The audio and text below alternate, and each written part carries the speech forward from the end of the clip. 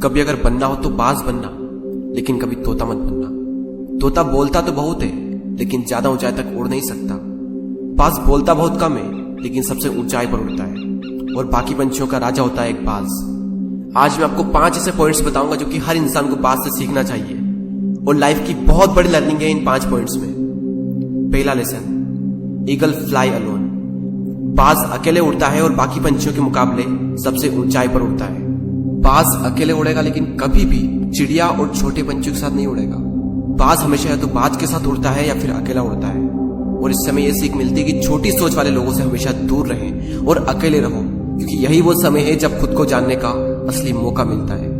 दूसरा लेसन, बाज का विजन बहुत ज्यादा क्लियर होता है और बहुत ज्यादा स्ट्रॉन्ग होता है। बाज अपने शिकार को 5 किलोमीटर दूर से ही देख लेता है और जब एक बार उसे अपना लक्ष्य दिख जाता है तो उसके बाद चाहे रास्ते में कितनी भी मुश्किलें क्यों ना आए, वो अपने लक्ष्य को हासिल करके ही दम लेता है। इससे भी एक बहुत बड़ी सीख मिलती है कि अपना विजन क्लियर रखो और उसे हासिल करने में फिर चाहे कितनी भी मुश्किलें क्यों ना आए, पीछे मत हटो उस बाज की तरह। तीसरा लेसन, बाज कभी भी मरे हुए जानवरों को नहीं खाता, वो हमेशा जिंदा शिकार करता है। और इससे हमें यह सीख मिलती है कि जो हमारा पास्ट है वो मर चुका है, तो अपने उन मरे हुए सड़े हुए थॉट्स पर ध्यान मत दो और अपनी आने वाली ताजी फ्रेश जिंदगी पर ध्यान लगाओ।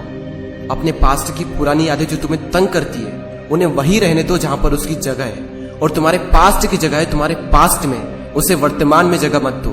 क्योंकि एक बार अगर तुम्हारा पास्ट तुम्हारे प्रेजेंट में आ गया तो तुम्हारा पास्ट तुम्हें कभी प्रेजेंट में नहीं रहने देगा।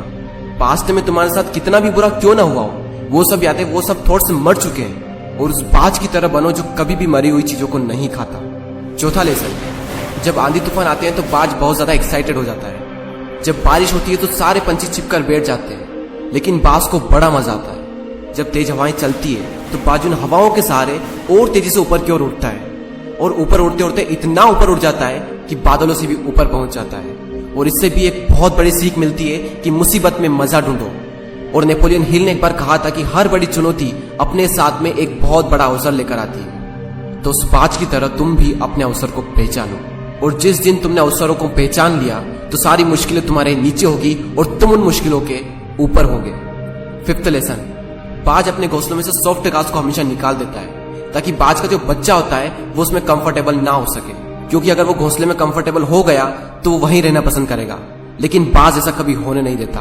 बाज एक पंछी है और उसे भी ये बात पता है कि there is no growth in comfort zone. लेकिन हम तो इंसान है ना, और इंसान होने के बावजूद भी कई सारे लोग इस बात को समझते ही नहीं। आप जितना ज्यादा कंफर्ट जोन में रहोगे, आपकी लाइफ आने वाले टाइम में उतनी ही ज्यादा अनकंफर्टेबल हो जाएगी।